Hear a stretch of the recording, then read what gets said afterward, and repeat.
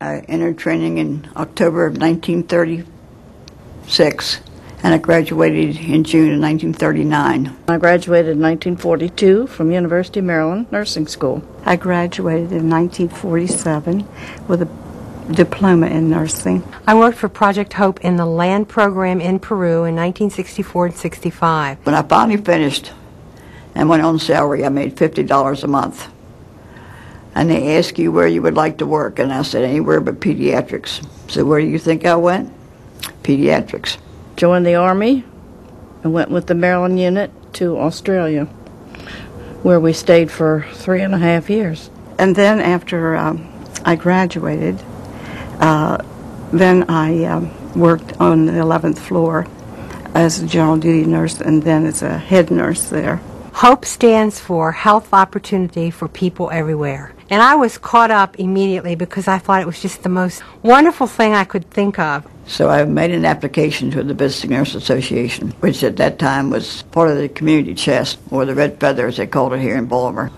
Luckily I got an opening because the nurses stayed there from the time they went until they retired most of the time. So I went to VNA. The salary was $2,100 a year. And I thought I was making a lot of money because I was still only making $50 a month at the hospital. I was young, just recent graduate, interested in defending or helping my country, so I joined in early '42, just after the war was declared. When I first graduated, we were taught by doctors, so therefore we had a great deal of respect for them, and we were required to open doors for doctors and stand up when they came into the office. I had seen this individual who was wearing a white coat and carrying a black bag. And I was certain he was a doctor, and every time that he came to the door, I opened the door for him, and it was about 6 months later that I found out that he was really the barber. I got a special delivery letter that was hanging on the door of my apartment when I came home from work, and it was saying, "We need an operating room nurse in Peru. Will you go?" Guess what? In less than a month, I was in Peru. I was in a whirlwind. You tried to go to a place where you could have a table and water, if at all possible, that you could wash your hands. And you put your apron on, and then you proceeded to do what you had to do. But you always took the vital signs first. And then when you got finished, you answer any questions they had. I really enjoyed this part of the nursing because you got to know the whole family. We didn't know where we were going. Nobody told you anything when you were in the Army. It was all very secretive. And after 6 weeks, they sent us to Brisbane, and that's where we set up our hospital in a convent. Our first patients arrived shortly thereafter, and they were the casualties from Guadalcanal. Very young men who had been in the battle with severe injuries. During that period of stretch, my working 16 hours a day was very difficult for me, and the nursing assistants were not allowed to do any treatments that required medications. Only LPNs could give medications.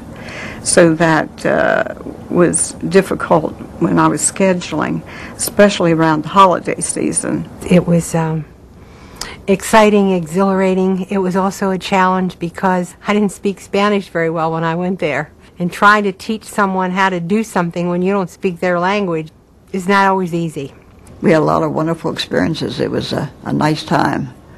Unfortunately, I worked myself up to being a head nurse again, or a supervisor. I had to go in off the street, but I still got out once in a while. 42nd General was a base hospital for patients who were for long-term care or being sent back to the States.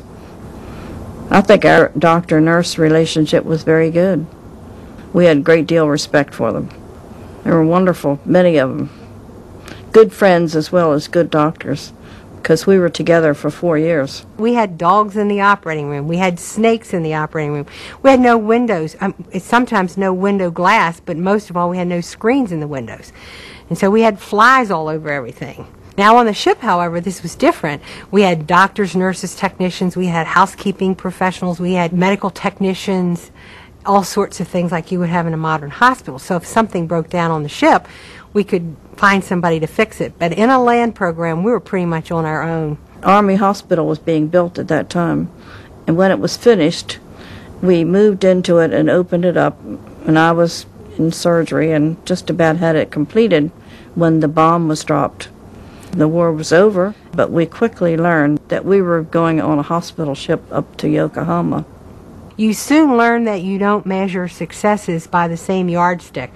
The tiniest success is the greatest thing to celebrate, and maybe here we would not call it a success at all, but there it was something to really be happy about. We processed 10,000 prisoners of war in 10 days. We probably were only there 3 or 4 days after that because we were shipped home. I went one early morning on a Sunday to the beach to walk, and I saw the little boy sitting there, and I saw that in his hand he had a seashell, and I watched him with that seashell draw a picture of a ship in the sand. And then he printed in the letters HOPE, which stands for Health Opportunity for People Everywhere. And he remembered the gleaming white hospital ship, and here he drew this picture in the sand and printed in the letters HOPE. And I'm glad I went with the VNA. And I enjoyed every minute of my 60 years that I'm celebrating this year. I guess it balanced out that we had the older nurses who were experienced. We had the younger nurses who had received more recent education. So we took the inexperienced and the experienced, and they blended right in together. My experience with Project Hope has certainly helped me to come back to the States and make the transition to developing new programs in Maryland. You know, we had a lot of fun and a lot of hard work, many long hours of work, but it was all well worth it. If I were younger, I'd do it again.